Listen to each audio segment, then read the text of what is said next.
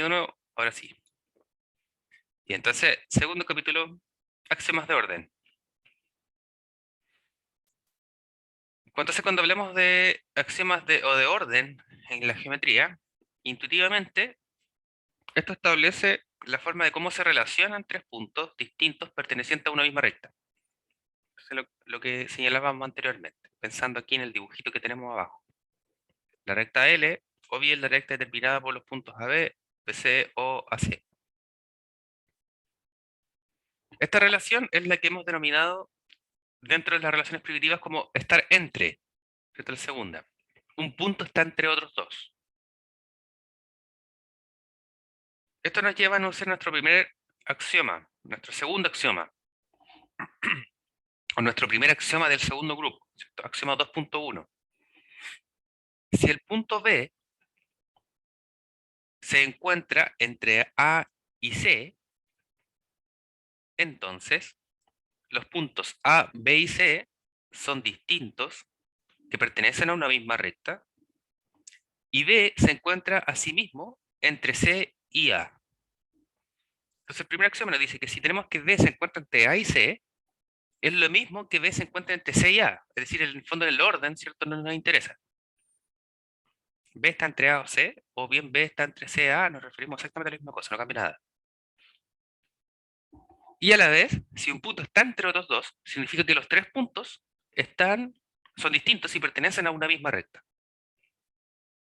Es decir, son colineales.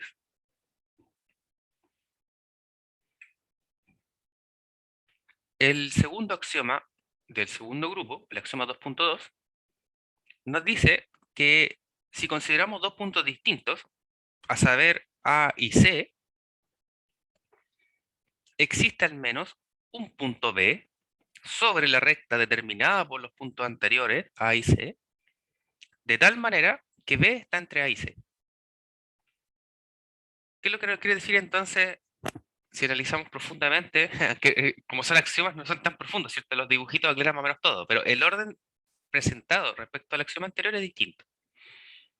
Si tenemos dos puntos distintos, sabemos que por el axioma 2 del primer grupo, el axioma 1.2, nos decía que por dos puntos distintos pasa una única recta, ¿cierto?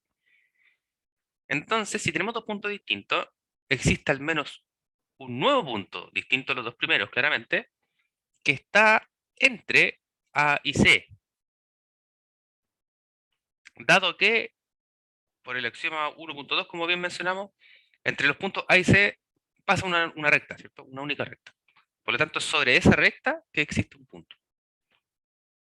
Por lo tanto, si tenemos dos puntos distintos, siempre vamos a tener una recta, ¿cierto? Que une esos dos puntos y por lo tanto un punto entre A y C, que son los puntos que terminan dicha recta. Dije tantas veces puntos que me imagino que a veces se puede confundir un poco. Pero bueno, como son los elementos primitivos, no tenemos mucho más que hablar, ¿cierto? El tercer axioma del segundo grupo, o el tercer axioma de orden, nos dice que dado dos puntos distintos A y C, existe al menos un punto D sobre la recta determinada por AC, tal que C esté entre A y D. Entonces notemos que la diferencia con el anterior es el orden, ¿cierto? En el cual están presentados los puntos. Entonces, el anterior nos aseguraba que dado dos puntos distintos podemos encontrar uno que está entre ambos, ¿cierto? Que era el B. Ahora tenemos que dado dos puntos A y C, existe al menos uno que está fuera del segmento AC, pero que está en la misma recta. Recordemos que la recta está, la notación de la recta, ¿cierto? Arribita tenemos una flecha con, bueno, digamos una rayita con flechas hacia ambos extremos, ¿cierto? Recordemos que eso nos da la noción inmediatamente que por definición una recta es una extensión infinita, ¿cierto? Nosotros dibujamos un segmento de la recta, pero la recta es infinita. Bueno, después vamos a aclarar todo esto cuando definamos segmentos, rayos y todas esas cosas. Recordemos que el segmento es una línea que es acotada, tiene un principio y un fin, mientras que la recta se extiende infinitamente. Entonces, D, si bien está fuera del segmento que une A y C, está sobre la recta que termina en esos puntos A y C. ¿Vale? Entonces, el tercer axioma de acá abajito nos dice que, dado dos puntos A y C, existe al menos uno que está afuera del segmento, pero sobre la recta. Es decir, que C está entre A y D. Entonces, el axioma 2 nos dice que existe un punto entre medio de los dos. El axioma de 2.3, ¿cierto? Nos señala que existe un punto que no está entre medio, pero existe un punto que me permite comparar uno de los iniciales medio de otro, ¿cierto? Entre otros. ¿Sí, Boris? Profe, y con estos dos axiomas se está como diciendo, o uno podría deducir que la recta tiene infinitos puntos si me voy corriendo para adentro y después para afuera, así. Exactamente, Boris. De hecho, Ah, te adelantaste, te adelantaste muy bien a un ejercicio aquí propuesto. eso pensé. Muy bien, justamente estos axiomas son los que nos van a permitir probar, o bueno, a ustedes les van a permitir probar cuando lleguemos a ese ejercicio, eh, el hecho de que la recta contiene infinitos puntos. Bueno, claramente hay más de una forma, ¿cierto? Pero en base a los axiomas más primitivos que podemos contar, sí, son los que nos permiten asegurar la existencia de infinitos puntos en una recta. Y de hecho, hasta en un segmento, bajo el mismo principio se puede probar.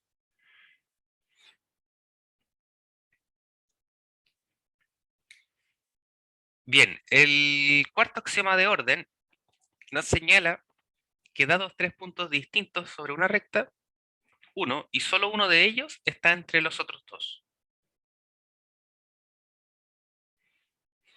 Entonces, el axioma nos dice, con respecto a lo anterior, ¿cierto? Que dados tres puntos colineales, solo uno de ellos está entre los otros dos. Entonces, el axioma 2.4 establece que, por ejemplo, si A está entre B y C, entonces B no puede estar entre A y C, y de la misma forma C no puede estar entre A y B, ¿cierto? Existe una sola de las combinaciones. Y eso es muy importante cuando queramos probar algo por contrarrecíproco, por ejemplo, ¿cierto? Uno asume que hay más de una combinación de este tipo, ¿cierto? Y este axioma es el que nos permitirá asegurar que no, porque solo puede pasar una de ese orden, el cual estamos mencionando. Bien, entonces ya hemos hablado suficiente de la recta. Recordemos que como estamos pensando en la recta, una línea de extensión infinita en sus extremos, necesitamos acotar más nuestros contenidos. Es así como añadimos una siguiente definición. La definición número 3 nos va a hablar acerca del segmento. Entonces, consideremos A y B dos puntos.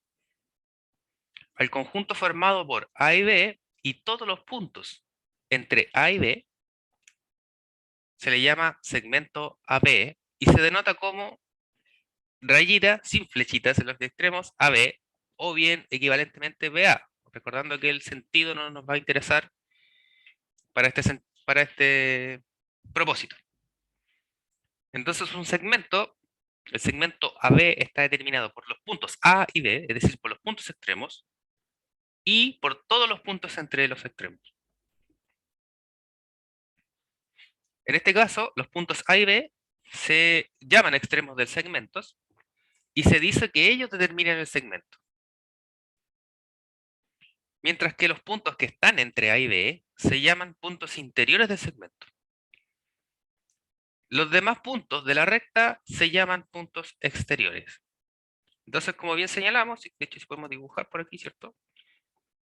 Bueno, va a quedar un poquito chueco porque si no estoy abierto en la pizarra no me permite hacer una recta, voy a hacer una línea mal alzada, ¿cierto? Entonces, si tenemos nuestra recta, tenemos dos puntos, ¿cierto? Que la han determinado. Entonces podemos notar que el segmento AB está contenido en la recta AB, ¿cierto? Pero no al revés, porque existe algún punto en la recta, por ejemplo, este punto que está aquí es forita, C, que no es A, no es B, tampoco está entre A y B,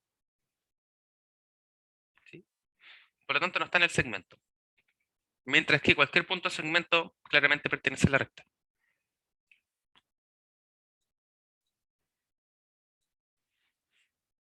Entonces, como consecuencia de lo anterior, el segmento AB lo podemos definir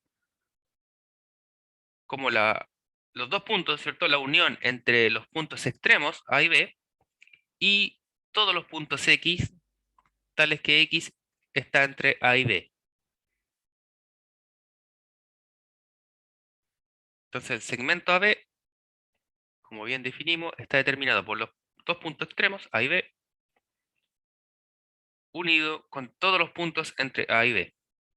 Recordemos que, como bien habíamos señalado, la recta era un conjunto de puntos, ¿cierto? Y el segmento, como un subconjunto de la recta, también es un conjunto de puntos, ¿cierto? Por lo tanto, la notación conjuntista, ¿cierto? Ahí, para considerar los paréntesis de llave, ¿cierto? Los paréntesis de llave. Los puntos interiores del segmento AB los denotaremos por int del segmento AB, int de interior, ¿cierto? Por lo tanto, el interior de AB está definido por todos los puntos entre A y B, ¿cierto? Recordemos que el interior del segmento son todos los puntos entre los puntos extremos del segmento. Si A y B representan el mismo punto, diremos que AB es un segmento nulo. Si A y B representan el mismo punto, el segmento definido por ellos es el segmento nulo. Entonces ahí también uno podría decir, pucha, si A y B son el mismo punto, el segmento nulo es equivalente a un punto entonces, ¿cierto? Si lo imaginamos en un dibujito, si A y B son el mismo punto, el segmento terminado por ellos, bueno, sería solo el punto, ¿cierto? Segmento nulo, entonces. Bien. El quinto axioma de orden nos permite comparar dos valores interiores. Consideremos X, un punto que está entre D y C sobre una misma recta L, ¿cierto? Estamos pensando en todos estos puntos A, D, X y C sobre una recta L. Si X está entre D y C, además D está entre A y C, entonces X está entre A y C. Entonces, si X está entre D y C, D está entre A y X, entonces X está entre A y C.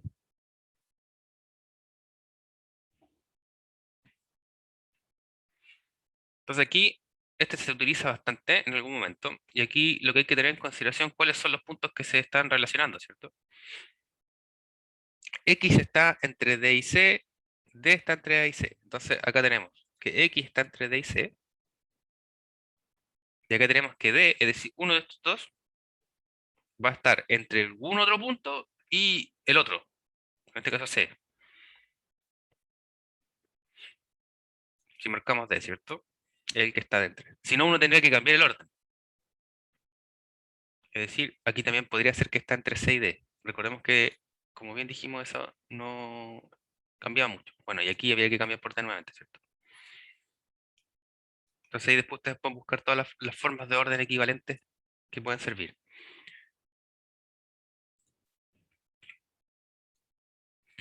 Observación de los axiomas 2 y 5. Podemos seguir que un segmento tiene infinitos puntos y lo propio para una recta. Ya, ahí Boris, cierto, muy bien se adelantó inmediatamente de forma intuitiva en base a la definición del axioma 2, ¿cierto? El axioma 2 era el que nos permitía reiterar ese mismo recurso para poder notar que los puntos son infinitos en esta construcción. Bien, la definición número 4 nos dice que un conjunto no vacío de puntos se denomina figura. Entonces, cuando hablamos ya de figuras geométricas, un conjunto no vacío de puntos. Por otro lado, diremos que una figura es convexa si dado dos puntos cualquiera de ella, el segmento determinado por estos puntos está contenido dentro de la figura. En caso de no cumplirse este enunciado, diremos que la figura es no convexa. Lo que sabemos que se puede denominar cóncava también, ¿cierto? Si uno piensa en cálculo o en física, en óptica. Entonces, una figura es convexa si dado dos puntos cualquiera de ella, el segmento determinado por los dos puntos está siempre contenido dentro de la figura. Entonces podemos notar aquí el ejemplo, ¿cierto? Entonces, en una circunferencia, bueno, pensando en el círculo, ¿cierto? En el interior de la circunferencia, dado dos puntos cualquiera, siempre el segmento que los une va a estar contenido dentro del círculo, ¿cierto? Mientras que en esta figura poco convencional, podemos notar claramente si ubicamos A y B como en la imagen, el segmento que los une no está contenido dentro de la figura, ¿cierto? Hay un pedacito que se escapa. Entonces, simplemente por eso, visualmente uno puede darse cuenta inmediatamente si la figura es no convexa, ¿cierto? Y luego formalizar la prueba ya es otro tema. Pero siempre, en base a los dibujos, ¿cierto? Nuestra intuición es la primera que debe partir y luego tenemos que solo ordenar cómo escribir o formalizar lo que ya hemos visto en base a la ilustración, como en este caso. Bien, entonces podemos anunciar nuestro primer teorema de la clase del día de hoy, el teorema número 4, que nos señala que la intersección no vacía de dos conjuntos convexos también es un conjunto convexo. Entonces, este lo vamos a probar. Vamos a pasar a hacerlo en la pizarra. Sin embargo, mientras vamos a dejar un pequeño espacio para que alguien pueda primero pensar en realidad en cómo lo demostraría, qué método trataría de utilizar para probar esto, o qué dibujo, ¿cierto?, permitiría asegurarse, tener la idea correcta de cómo queremos probar esto. Entonces vamos a partir con el dibujo, ¿cierto?, mientras alguien opina al respecto, si, si no le parece, si puede encontrar cómo verlo, si no también, ¿cierto? A veces uno lee el teorema y no hay por dónde atacarlo, ¿cierto? También es importante. Bueno, entonces pensando en las figuras anteriores, ¿cierto? Podemos considerar cualquier caso. Lo que nos dice sí es que las dos figuras son convexas. Entonces, como en el ejemplo anterior, uno podría particularizar esto pensando solo en un par de círculos que se intersectan, ¿cierto? Bien, entonces vamos a considerar en dibujo nomás. Tenemos dos círculos, vamos a llamar, bueno, nos vamos a llamar A y B por razones obvias. Vamos a llamarlo S1 y S1. Por la cosa. Ahí esto debe ser. Ya, S sub 1 y S sub 2, ¿cierto? Entonces tenemos S sub 1 y S sub 2. Aquí tenemos dos conjuntos convexos, tal que la intersección es no vacía, ¿cierto? Aquí tenemos la intersección. Entonces aquí tenemos la intersección entre S sub 1 y S sub 2. Lo que nos dice es que la intersección entre estos dos conjuntos convexos es un conjunto convexo. Entonces lo que queremos probar en el fondo es que en esta intersección de aquí, si nosotros tomásemos dos puntos cualquiera, ¿cierto? Por ejemplo, ahí vamos a fijar una A y aquí abajito vamos a fijar un B. El segmento determinado por esos puntos está contenido en la intersección, ¿cierto? Eso es lo que queremos ver.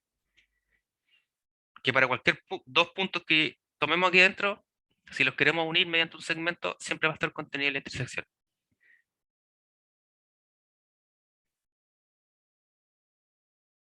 Ahí borré al tiro el dibujo. No sé si alguien estaba pensando en eso.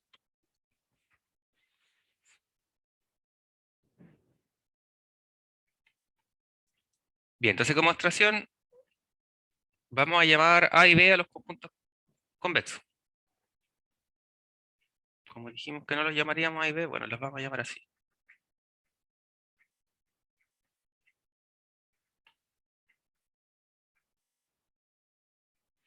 Y entonces tenemos A y B, dos conjuntos convexos. Y consideremos dos puntos, vamos a llamar X e Y entonces para no confundir con, ¿cierto? Si llamamos los puntos C y D, los podemos confundir con los conjuntos. Vamos a llamar X e Y puntos, dos puntos distintos, ¿cierto? Que pertenecen a la intersección de ellos. Entonces, que pertenecen a A inter B, ¿cierto? Puntos distintos.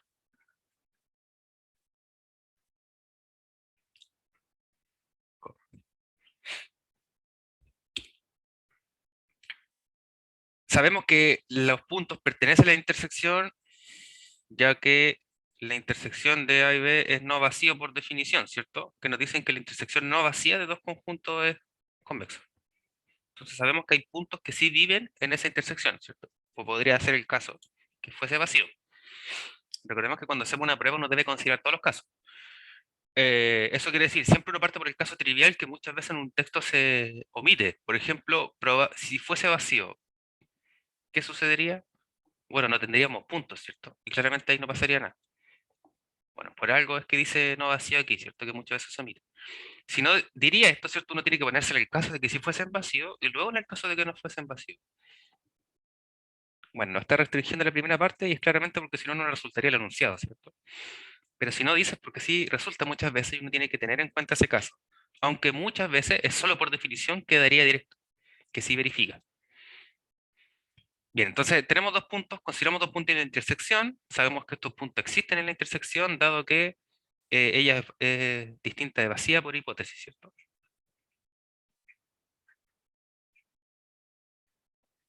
Por hipótesis. Entonces, ¿qué es lo que queremos probar? Vamos a identificar, queremos probar que el segmento que une dichos puntos de la intersección también está contenido en la intersección, ¿cierto? Para cualquiera de estos dos puntos X y Y. Entonces queremos probar que el segmento XY está contenido en dicha intersección, ¿cierto? Recordemos que como es un segmento, es un conjunto de puntos, por lo tanto la relación entre ellos es contención, ¿cierto? Recordando nuevamente lo que habíamos señalado antes, que la recta o el segmento no pertenece a un conjunto, ¿cierto? Es subconjunto.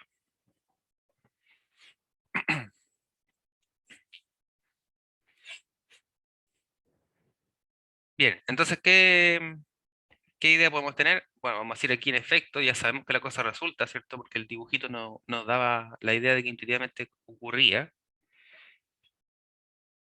Bueno, en efecto, como X e Y son puntos que pertenecen a la intersección,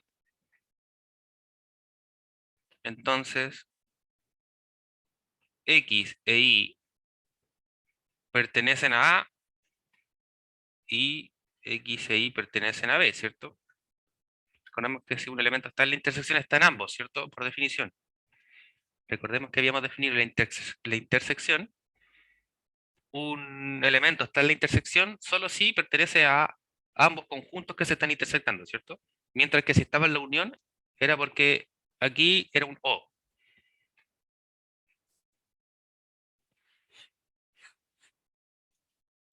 Bueno, como A es convexo,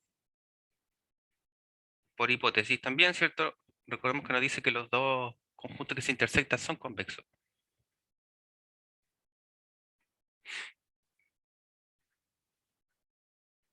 Entonces, como A es convexo, tenemos que X y Y pertenecen a A, ¿cierto? Entonces, si es un conjunto convexo, cualquiera de los dos puntos que una mediante un segmento dentro del conjunto convexo va a estar contenido en dicho conjunto, ¿cierto? Achicar aquí la cámara. Entonces, el segmento X está contenido en A. De la misma forma, ¿cierto? Aquí vamos a copiar esta cosa.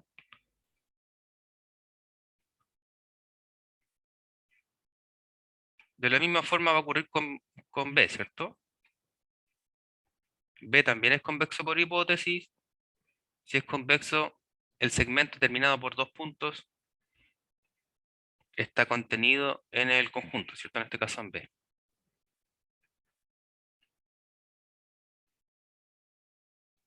Porque B también es convexa, ¿cierto? Luego, si el segmento está en A, el segmento también está en B, está en ambos a la vez, ¿cierto? Entonces aquí hay un I como conectivo lógico. Y si el conectivo es un I, significa que está en la intersección entre A y B, ¿cierto? Por lo tanto, podemos concluir. Luego, el segmento XY está contenido en A inter B, que es lo que queríamos probar, ¿cierto? Entonces, cualquier dos puntos X e Y sobre la intersección significan que el segmento que lo determina está contenido dentro de la intersección para cualquier sea el punto X e Y. Muy bien, entonces hemos probado que es convexo, ¿cierto? ¿Boris? Sí, profe, es que sabe, yo lo hice por el contrarrecíproco, Ujú. pero parece que me equivoqué en algo. A ver, Pero igual, después pensando llego, pero porque yo digo, supongamos que existe una recta que no está contenida en la intersección, o un trazo. O sea, digo que la intersección no es convexa. ya. Entonces, de ahí parece que mi implicancia está mal porque después yo no puedo decir que entonces el trazo no está en A y no está en B, es un O. eh, a ver, léeme nuevamente el enunciado. ¿Cómo te quedaría por Ya yo contrarrecíproco? puse, dice, sean A y B conjuntos y supongamos que la intersección no es convexa, ¿ya? Entonces, si no es convexa, existe un trazo o una recta que no está contenida completamente en la intersección. Ujú. Entonces, de ahí yo parece que me equivoqué. Entonces, la recta no está en A y no está en B. Entonces ahí me contradigo con que sean convexos. Ah, ya, claro, exactamente. Es como que sí quedas en el mismo círculo. Claro, porque si fuese que no está en A y no está en B, es porque no está en la intersección. No, no, sí tiene sentido igual, po. O debiera ser, Porque si si no fuese un está en la oso, ujú. o debiese ser, si no está en la intersección, no está en A o no está en B. Es que el O, recordemos que el O nos hace referencia a la unión de los conjuntos. Claro, pero como estoy negando que está en la intersección, debería ser un O, o estoy mal. Que yo pensé que así salía más corto, pero parece que. Sí, a ver, por el contra recíproco entonces, negamos la tesis, ¿cierto? Sería como bien dices tú, que la intersección es no convexo.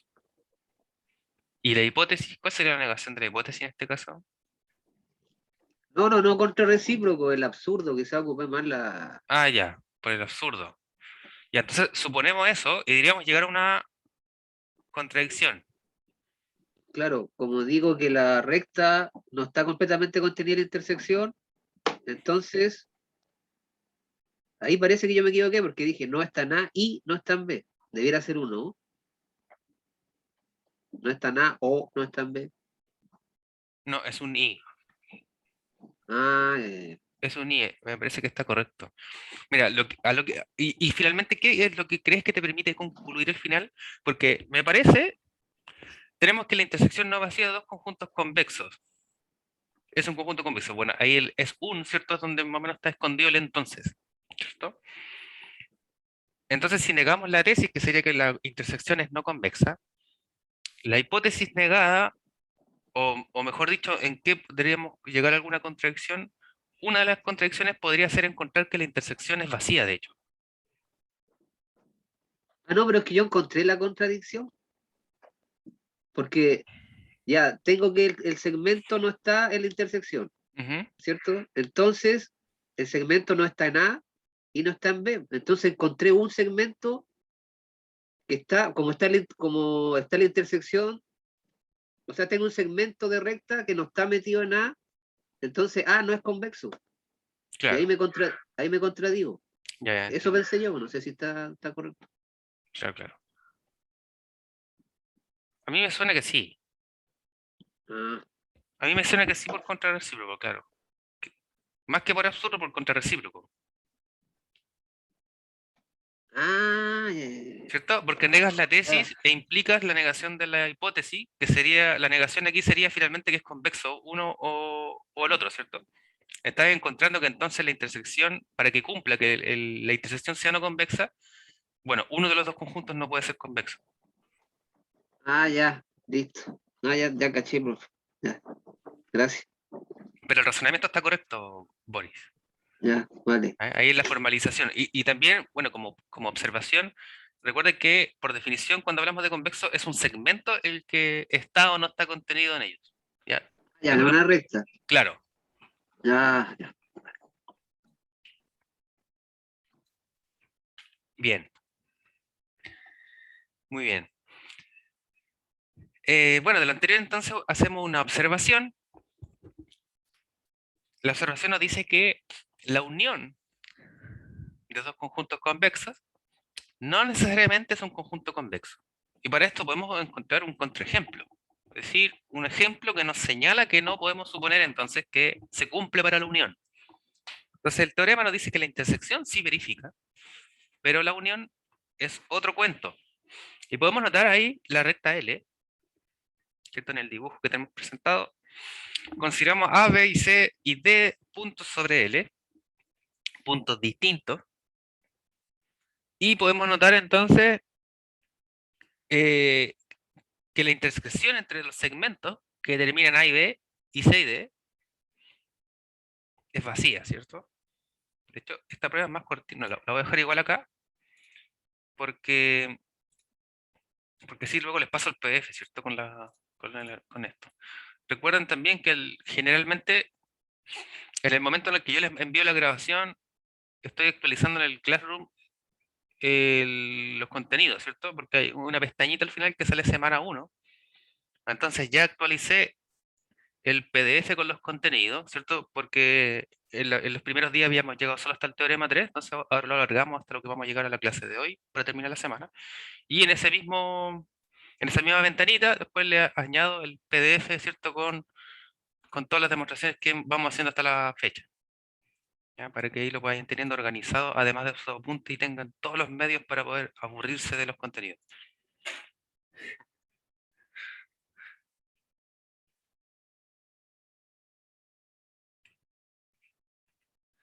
Bien, entonces vamos a ver un contraejemplo. Es decir, algo que nos puede decir que no podemos suponer que cumple para una unión. Entonces, el dibujo nos da el gran torpedo del día, ¿cierto? Como bien dijimos, vamos a considerar esos 4 puntos, A, B, C y D. Vamos a sacarle el I para escribir con notación. 4 puntos que pertenecen a la misma recta L, puntos distintos.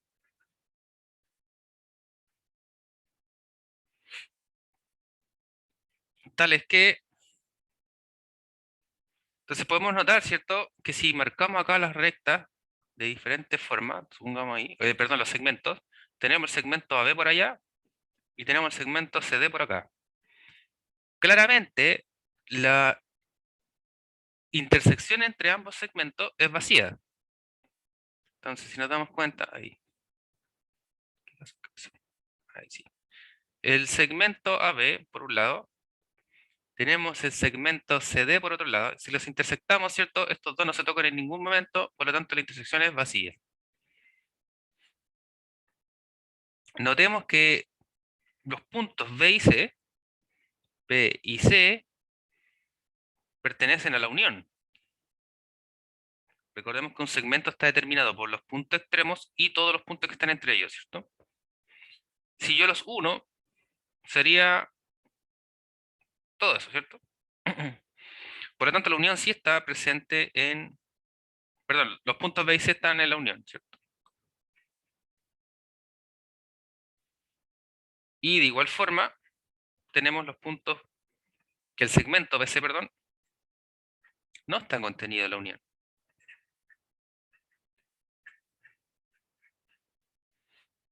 ¿Cierto? Es decir, este segmento, notamos que no está contenido en la unión. Solo los puntos que lo determinan, pero todos los puntos interiores no están contenidos en la unión. Entonces esto no está contenido en la unión.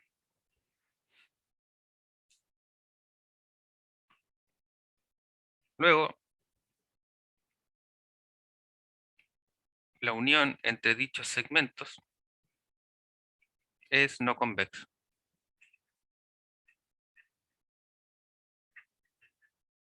Recordemos que para que fuese convexo requeríamos que un segmento, cualquier segmento que une dos puntos,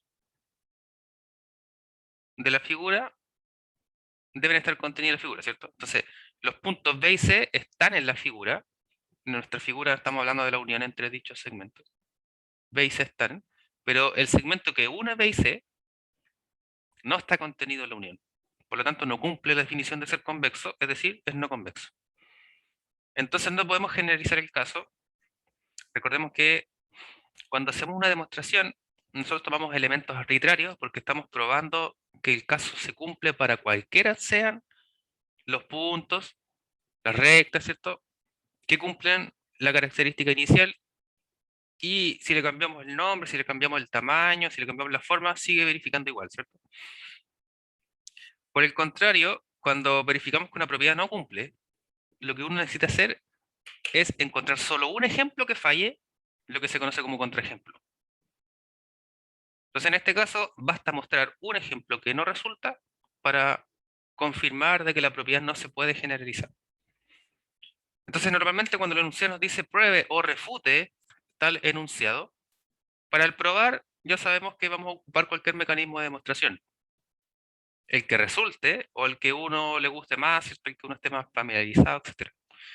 Pero para refutar, lo que uno tiene que hacer es buscar un contraejemplo, es decir, buscar un caso en el que no resulte el enunciado y exponerlo, como en el caso que hemos mostrado recién. Si bien entonces no hay una demostración general para ver que una propiedad no resulta, solo basta ilustrar un caso, ¿cierto?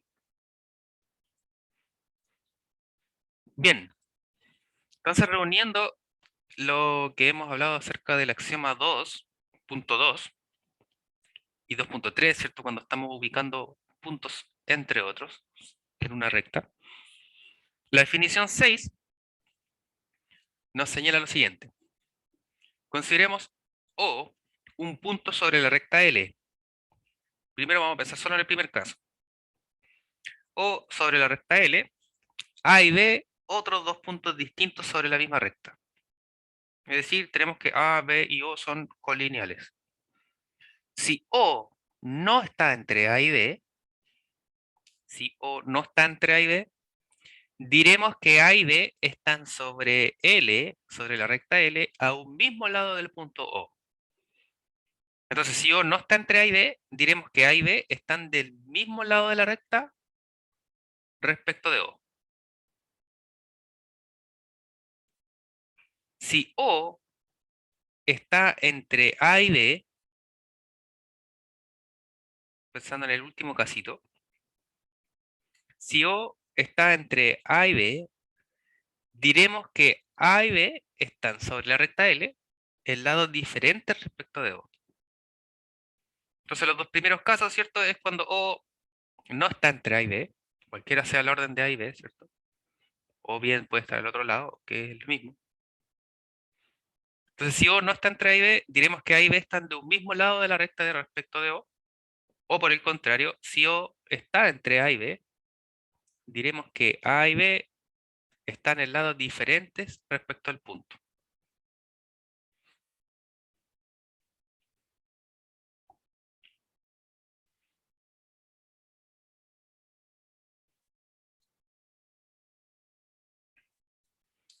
El axioma 6 de orden, o el axioma 2.6, conocido como el axioma de la separación de la recta, nos señala lo siguiente. Esto hay que empezar a ponerle ya un poco más de atención, ¿cierto? Notamos que los enunciados son más largos, son más quisquillosos a veces en ciertas cosas.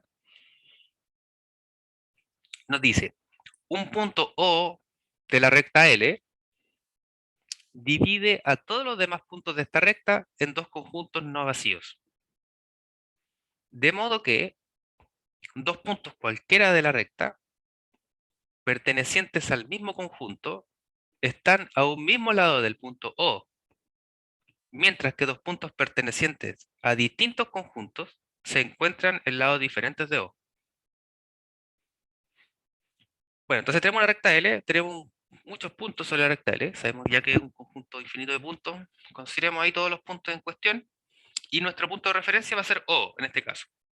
Entonces, si decimos que O divide la recta en dos conjuntos de puntos, dos conjuntos no vacíos, diremos que todos los puntos que están en el mismo conjunto a un lado de O Es decir, pueden ser los que están a este lado, ¿cierto? O los que están al otro lado de O. Mientras que dos puntos pertenecientes a distintos conjuntos, es decir, uno a cada lado de O, ¿cierto? Se encuentran en lados diferentes. Entonces, el punto O me está dividiendo la recta en el conjunto, todos los puntos que están a la derecha y todos los puntos que están a la izquierda, si le pensamos visualmente. Entonces, bueno, el nombre le decía todo, ¿cierto? Axioma de la separación de la recta. Podemos coger un punto que me se divide la recta en dos conjuntos. Esto nos permite observar lo siguiente. Considerando el mismo esquema, A y B están a un mismo lado de O, C y D están a un mismo lado de O. B y C están en lados diferentes de O, A y D están en lados diferentes de O. A y B pertenecen a un conjunto distinto del que contiene a C y D. Entonces el punto O, ¿cierto?, nos está separando este conjunto de puntos llamado recta L en dos conjuntos distintos y no vacíos.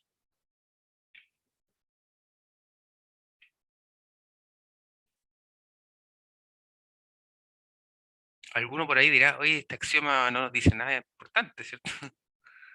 Bueno, solamente nos aclara cosas que quedaron en la imaginación de algunos, ¿no? Después del axioma 2.2. En el caso, bueno, como bien ya algunos lo pensaron, ¿cierto? El axioma 2.2, unido con este, también nos permite darnos cuenta de que un punto separa una recta en dos conjuntos, más que no vacíos, nuevamente en dos conjuntos infinitos de puntos. Tenemos un conjunto infinito de puntos, y si lo dividimos por dos, tenemos dos conjuntos infinitos de puntos. Menos un punto, incluso, ¿cierto? Porque si no consideramos O parte de ninguno de los dos conjuntos,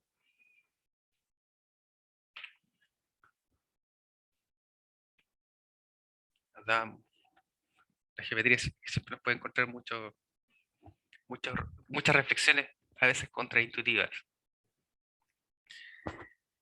Bien, la definición 7 nos permite ingresar a un nuevo concepto, el de semirrecta, o rayo también, ¿cierto?, por ahí en algunos textos. Diremos que un punto O de una recta L, conjuntamente con algún otro punto A de la misma, determine la semirrecta OA, la cual denotaremos por OA, donde notamos que en la notación, ¿cierto?, tenemos una parte que es segmento y el otro extremo es recta. Los puntos que están del mismo lado de A, que A respecto de O, se llaman los puntos de la semirrecta, mientras que O se llama el origen de la semirrecta OA. Entonces acá podemos notar que la semirrecta, si lo pensamos acá, es el origen y todos los puntos que están al mismo lado que A, es decir, todos los puntos que están acá, ¿cierto? Y todos los que van hacia allá. Esa es nuestra semirrecta. En consecuencia, la semirrecta OA son todos los puntos que están entre O y A y todos los puntos tales que A está entre O y esos puntos X. Pensando en que X sería cualquier punto que está acá, ¿cierto?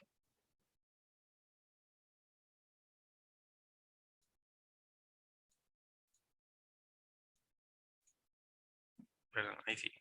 Pensando X en cualquier punto que está ahí. Ya, entonces la pregunta es, ¿qué sucede con el origen de la semirrecta? La definición entonces nos aclara que el origen no pertenece a la semirrecta, ¿cierto? Entonces, una nueva diferencia que podemos hallar respecto de la recta o del segmento es que el origen de la semirrecta no pertenece a la semirrecta. Entonces podemos notar nuevamente la semirrecta OA es el conjunto de todos los puntos que están entre O y A, es decir, todos los puntos que están aquí. A, también considero A, y todos los puntos X, tales que A está entre O y X. Entonces, si fijamos X a este lado, son todos los puntos tales que A está entre medio de A o Y, es decir, todos los puntos que están ahí. Pero si nosotros cogemos X y lo movemos, ¡ah, diablos!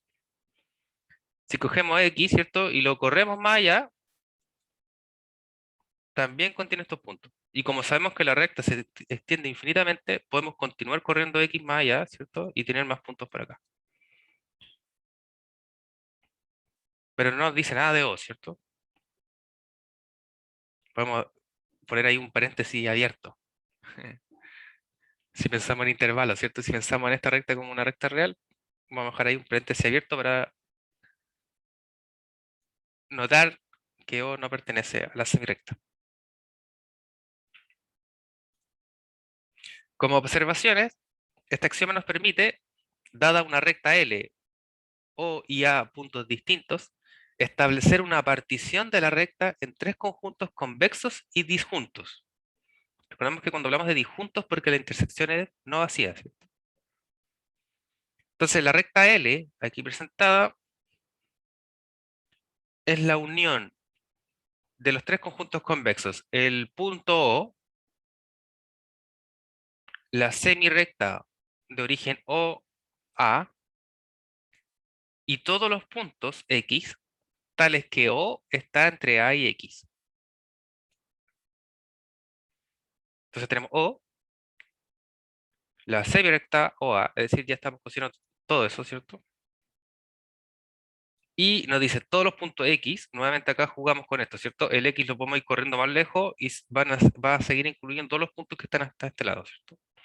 Entonces son todos los puntos X, tales que O está entre A y X. Entonces si movemos X, ¿cierto? Más hacia allá, va a incluir todo el pedazo de la recta que sigue hacia allá nuevamente. Bueno, también alguien podría decir, ¿por qué no escribimos la semirecta con dos hacia ambas direcciones, ¿cierto? Bueno, también esto es correcto. Entonces podemos pensar también que es O unión la semirecta OA, unión la semirecta hacia el otro lado, ¿cierto? O X.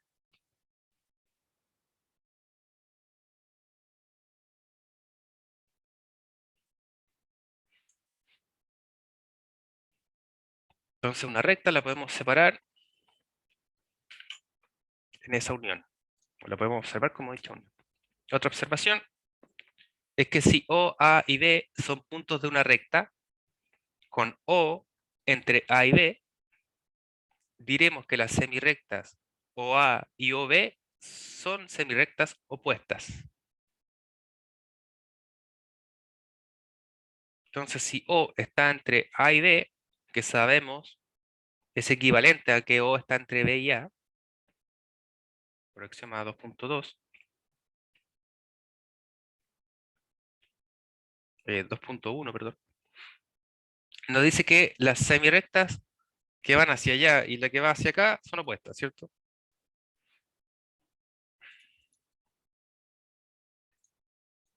Bien, entonces queda un ejercicio planteado que nos pide probar que si tenemos los puntos A, O y B sobre una misma recta, entonces la unión de las semirectas opuestas, OA y OB, es no convexo. Entonces, podemos pensar en el mismo dibujo que tenemos acá, ¿cierto? Tenemos A, O y B, puntos de una recta.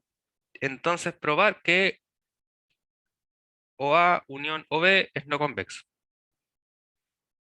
Ahora, ¿cuál es lo que uno debería considerar para generalizar totalmente el ejercicio? ¿Cierto? Porque uno pensaría intuitivamente, inmediatamente con lo que estamos hablando acá, ¿cierto? ¿Cuál es la diferencia que tiene el enunciado del ejercicio con respecto a nuestra observación? Es esta, ¿cierto? La observación nos dice que O está entre A y B, mientras que el ejercicio no lo dice. Por lo tanto, si tenemos solo tres puntos, tenemos varios casos, ¿cierto? Tenemos que O está entre A y B, y también podemos tener que B está entre O y B, o bien que B está entre O y A. En ese caso, basta considerar dos casos nomás, ¿cierto? Basta considerar el caso en que O está entre A y B y cuando no. El caso en que O está entre A y B es muy sencillo porque podemos notar el dibujo anterior. Y como ya sabemos que el origen de la semirrecta no pertenece a la semirrecta, significa que O no pertenece a esa unión, ¿cierto? O no es un punto de la unión. Por lo tanto, cuando queramos trazar un segmento que une, por ejemplo, A, B,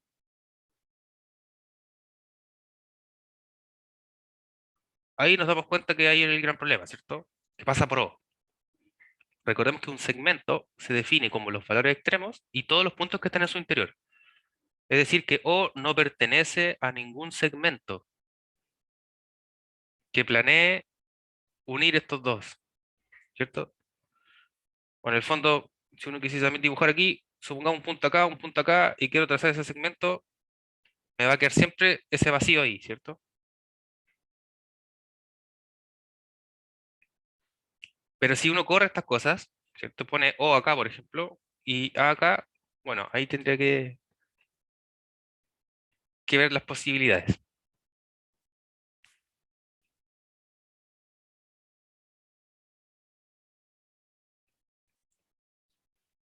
Bueno, entonces ahí queda el ejercicio esto para que se entretengan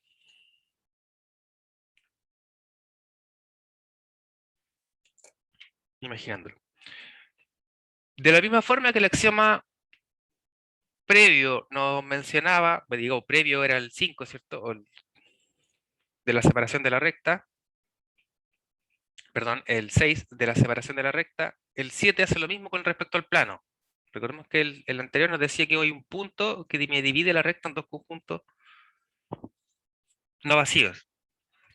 El axioma de separación del plano nos dice que cada recta L contenida en un plano, en este caso pi, divide los puntos de este plano que no le pertenecen en dos conjuntos no vacíos, de manera tal que dos puntos cualquiera, vamos a considerar los dos puntos A y A', de conjuntos diferentes determinan un segmento que los une, ¿cierto? El segmento A', que contiene algún punto de L, mientras que dos puntos arbitrarios, A y A', de un mismo conjunto, determinan un segmento que los une, ¿cierto? El segmento A', dentro del cual no hay ningún punto de L.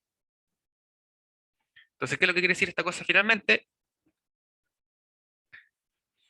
Que una recta me divide el plano en dos conjuntos no vacíos, ¿cierto? A saber, básicamente vamos a decir el semiplano que está abajo de la recta y el semiplano que está arriba de la recta, ¿cierto? Si pensamos el dibujito acá. Esos son los dos conjuntos no vacíos. Si tomamos un punto de cada uno de los conjuntos que han sido determinados, es decir, tomamos un punto de arriba y un punto abajo, ¿cierto? En este caso tomamos el punto A y el punto que llamamos A' de abajo. Lo unimos, ese segmento va a contener un punto que pertenece a la recta L, la cual dividió este conjunto, ¿cierto? Es decir, ahí existe un punto. Vamos a llamar X, por decir algo. Bien. Y también nos dice que si consideramos dos puntos arbitrarios que están a un mismo lado o en un mismo semiplano, es decir, podemos considerar dos puntos acá o podemos considerar un punto aquí abajito tal que unimos estos dos, ¿cierto? Para los dos casos es lo mismo en el fondo. Consideramos entonces dos puntos que están a un mismo lado de la recta, en este caso llamamos A y A'. El segmento determinado por dichos puntos no contiene ningún punto sobre la recta L. Es decir, en el fondo, este segmento no intersecta a L, ¿cierto? Eso es lo que nos dice el axioma de separación del plano. Entonces, una recta me divide un plano en dos semiplanos, ¿cierto? Y que si cruzo un segmento que me une puntos de los distintos semiplanos, sí o sí van a intersectar a la recta que me acaba de dividir el plano. Mientras que si cogemos dos puntos cualquiera de uno de los dos semiplanos, dicho segmento no intersecta a la recta que nos divide el plano. En el dibujo, ¿cierto? Y si lo imaginamos de esa forma, tiene mucha lógica nuevamente. Pero siempre en las demostraciones, demostrar esto, ¿cierto? No es lo mismo. Sin embargo, muchas veces, escrito con solo palabras, la idea es lo bastante acertada como para pasar desapercibida. Muy bien. Entonces, el examen de separación del plano nos dice eso. Boris, sí, Profe, sabe que, disculpe, es que con el ejercicio como que me perdí un poco. del anterior. Ujú. Sí, los puntos, el A y el O tiene que estar entre medio de los A y el B. El Del Oda- O. claro, por eso yo decía que acá, en el enunciado de la observación, nos decía, ¿cierto? Que son puntos, además ya nos aseguran el orden, nos dicen que O está entre A y B. Ah, ya es que me puse a leer el ejercicio solo y me imaginé que estuvieran para el mismo lado y ahí no pasa eso. Ya, ya, claro, porque de hecho hay que ponerse en todas esas condiciones. Recordemos que el axioma nos decía que podían ocurrir varias cosas, ¿cierto? Ah, Eh, ya. pero no todas a la vez. Entonces, en el caso de que O esté entre A y B, como en el dibujo, es bastante claro que esta cosa no, sí cumple, ¿cierto? Porque O sería el problema. Nunca podría tener un segmento que me una estos dos, por ejemplo, porque debería sí o sí O pertenecer a ese Ah, segmento claro. y eso no ocurre. Entonces, ahí va a fallar siempre.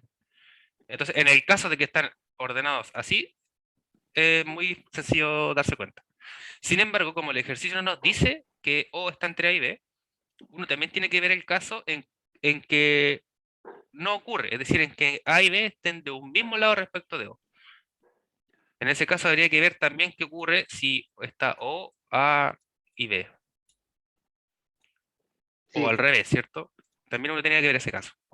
Sí, es que cuando dio la explicación estaba pensando en otra cosa, entonces me puse a leerlo sin el contexto y ahí me fui. Ah, ya entiendo, entiendo. Gracias. De nada, de nada.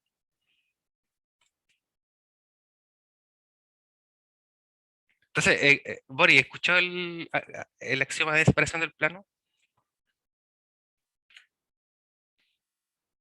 Estaba pensando en el... No, sí, sí, sí. Ah, ya. Pero no a cabalidad porque estaba pensando en el ejercicio. Entonces. Ah, entiendo, entiendo. Bueno, igual vamos a hacer una observación respecto a esto que probablemente quede más claro.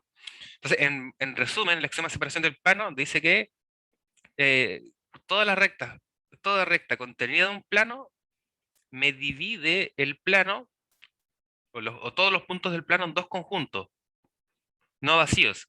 El conjunto de todos los puntos que están arriba de la recta y debajo de la recta, según el dibujo, ¿cierto? Que están a cada lado de la recta.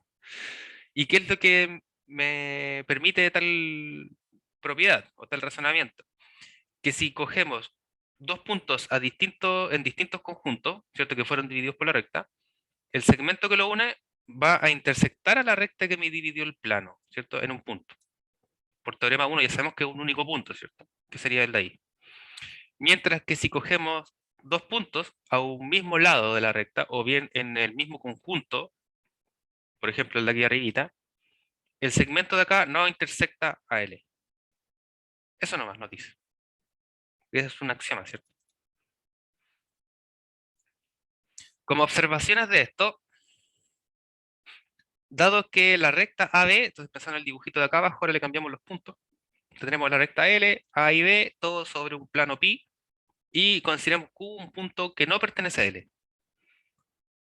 Entonces, como observación, notemos que la recta AB está en el plano pi, el punto Q también está en el plano pi, Q no pertenece a la recta AB, entonces, por el axioma de separación del plano, nos permite definir dos conjuntos no vacíos que denominaremos semiplanos, y denotaremos de la siguiente forma. Entonces, una recta, toda recta me divide el plano en dos semiplanos. Se denotan de la siguiente forma: pi, el plano, ¿cierto? De borde recta que dividió el plano. Entonces, este es un semiplano de borde recta AB que contiene el punto Q. Se puede notar de cualquiera de estas dos formas. Generalmente, yo voy a utilizar ese para no confundir de alguna forma arbitraria, ¿cierto? Con una operación X. De todas maneras sabemos que significan lo mismo, ¿cierto? Entonces, ¿cómo lo leeremos? Lo leeremos como el semiplano de borde de la recta AB. ¿Por qué recta AB? O recta L, ¿cierto? Que también puede ser equivalente. Y que contiene el punto Q. Entonces, este es uno de los dos conjuntos que fueron divididos. ¿Y cuál es el otro semiplano? El otro semiplano sería nuevamente el semiplano de borde de la recta AB, que es la que me dividió el plano, y que no contienen al punto Q. Entonces, básicamente lo que me está diciendo eso es que podemos nombrar, ¿cierto?, al semiplano de acá arriba de la recta y el que está abajo de la recta. Entonces, si el plano es pi, vamos a decir que es pi de borde de la recta L, tales que contienen el punto Q porque Q está aquí en este conjunto, ¿cierto? Mientras que el semiplano de abajo será pi, también es del mismo borde, de la misma recta, ¿cierto? Que dividió el plano de estos dos semiplanos, pero que estos no contienen a Q. ¿Ya? Para referirnos, ¿cierto?, a cualquiera de los dos semiplanos. Ahora, ojo, ¿cierto? Porque el Q no tiene que estar dado. Uno toma un punto a cualquiera de los dos lados, ¿cierto? Y en base a eso va a nombrar los semiplanos para el propósito que uno necesite, ¿cierto? Una segunda observación es que con las condiciones establecidas anteriormente, el axioma de separación del plano nos permite establecer una partición del plano en tres conjuntos convexos y disjuntos, de la siguiente forma. Entonces, todo el plano va a ser la unión entre el semiplano de borde recta AB que contiene a Q, unión la recta que me divide el plano, unión el semiplano de borde recta AB y que no contienen al punto Q. O bien escrito en su segunda notación, ¿cierto? Exactamente lo mismo. Entonces, ¿qué es lo que quiere decir? Es que el plano, ¿cierto? Sabemos que mediante una recta ha sido dividido en dos semiplanos. Sin embargo, el plano le falta la recta, ¿cierto? Que fue la que dividió el plano. Porque recordemos que la recta no está contenida o no está considerada dentro de los semiplanos. Por lo tanto, el plano lo podemos pensar como una recta que me lo divide más los dos semiplanos, ¿cierto?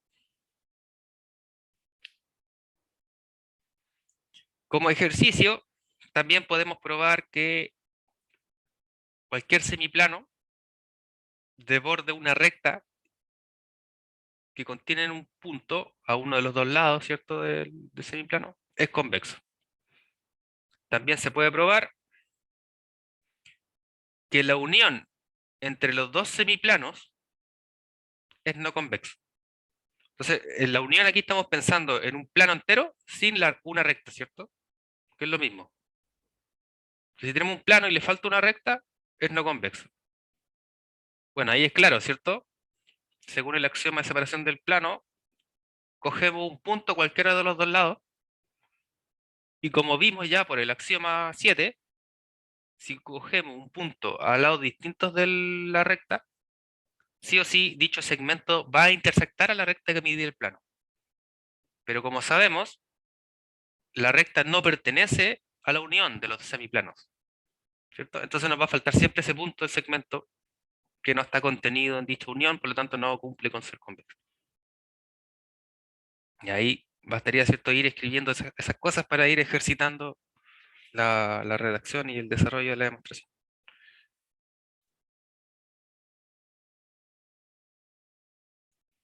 A ver, ¿qué nos queda? El último teorema de la clase y luego un enunciado. El teorema número 5 nos señala respecto al anterior que si P es un punto sobre la recta L, Q es un punto que no está en dicha recta L, entonces la semirrecta PQ está contenida en el semiplano de borde L que contienen a Q. Entonces consideramos P un punto sobre la recta, Q un punto que no está en L, luego la semirrecta de origen con un punto en L en dirección a Q está contenida en el semiplano de borde L que contienen el punto Q. Entonces recordemos que aquí intuitivamente por el dibujo, sabemos que en la semirrecta el origen no pertenece a la semirrecta, ¿cierto? Entonces el P que esté sobre L no es ningún problema. Como que intuitivamente sería el caso. ¿Y qué pasa con el punto P? Bueno, sabemos que por definición de semirrecta P no pertenece a la semirrecta PQ. Entonces, el dibujo, ¿cierto? Aquí nos considera otro punto T, un punto P'. Estamos considerando dos puntos sobre L, ¿cierto? Por lo tanto, nos parece indicar de que el método más apropiado para probar esto sería utilizar reducción al absurdo, ¿cierto?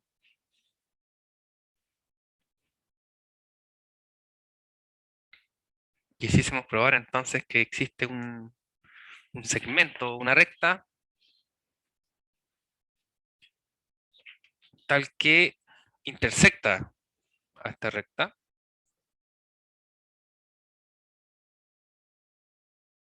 o un punto, ¿cierto?, que no está en ella. Entonces vamos a hacer el desarrollo en la pizarra nuevamente.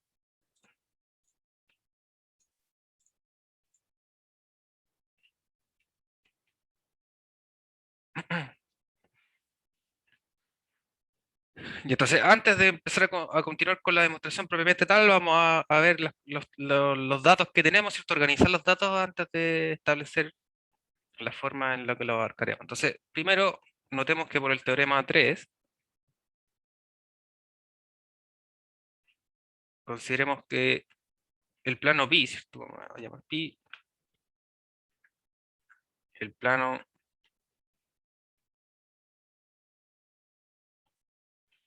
determinado por la recta L y el punto Q. Recordemos que el teorema 3 nos decía que una recta y un punto que no pertenece a la recta determinan un único plano, ¿cierto? Entonces aquí tenemos pi, el plano que incluye todo esto anteriormente mencionado.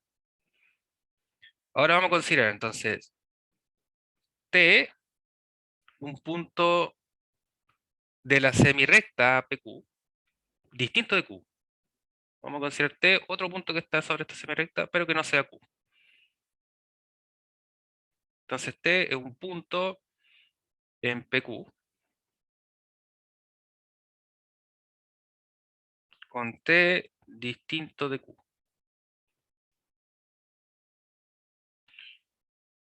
Si T pertenece a esta semirrecta, todo esto entonces pertenece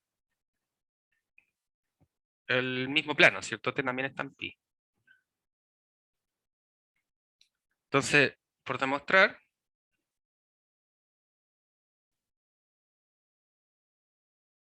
que T pertenece al semiplano de borde L, tales que contienen a Q.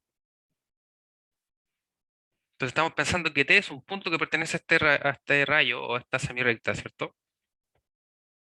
Por lo tanto, lo que queremos probar es que la semirrecta PQ está contenida en este semiplano.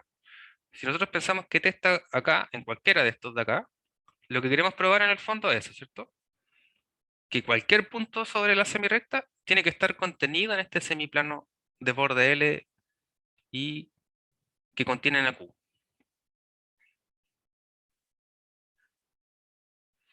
como conjunto extenso de puntos, ¿cierto?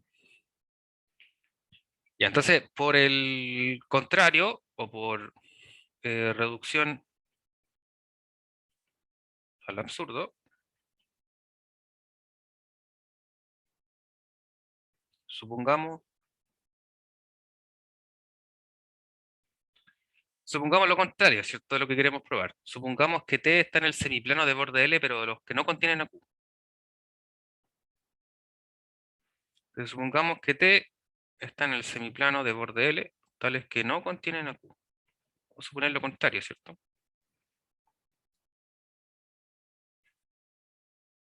Entonces, lo contrario a lo que hay que probar. Vamos a poner ahí como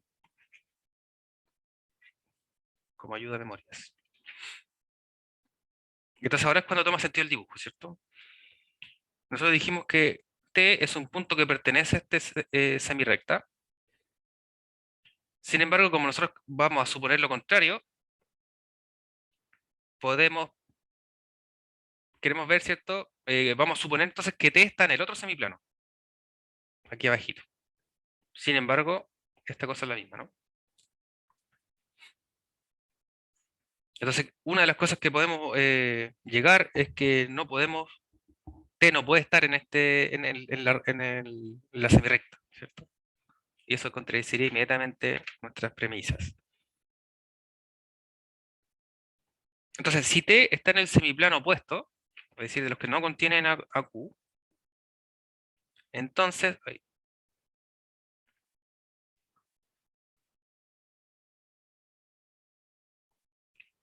el segmento TQ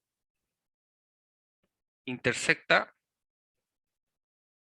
a L en un punto. Vamos a llamar P'. Con P' entre T y Q, ¿cierto? Y esto por axioma de separación del plano, o 2,7, ¿cierto?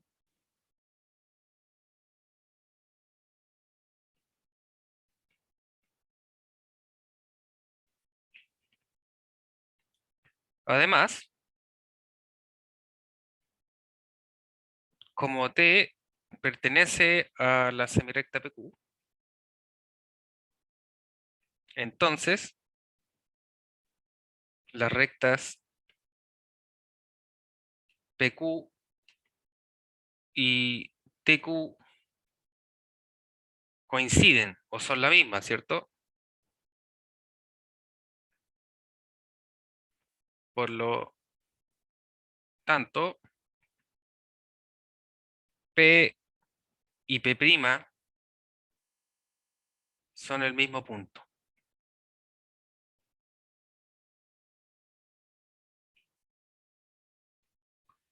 Es decir,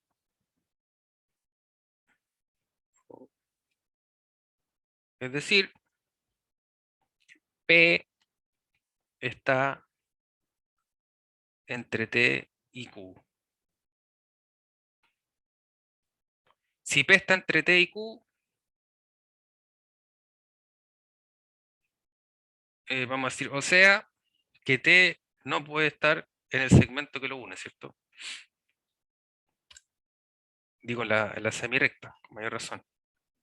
Si P está entre T y Q, entonces T no está en esta semirecta. O T no es un punto intermedio, ¿cierto? Entre P y Q. Y ahí existe la contradicción, ¿cierto? Porque lo primero que nosotros supusimos es que T pertenecía a la semirecta PQ. Acá, ¿cierto? Sea T en PQ. Por lo tanto, aquí llegamos a nuestra contradicción con las bases. Por lo tanto, no se puede suponer. Lo que nos permite concluir que T pertenece al semiplano de borde L que contiene a Q. Porque no puede estar en el otro semiplano, ¿cierto? En el semiplano opuesto. Muy bien.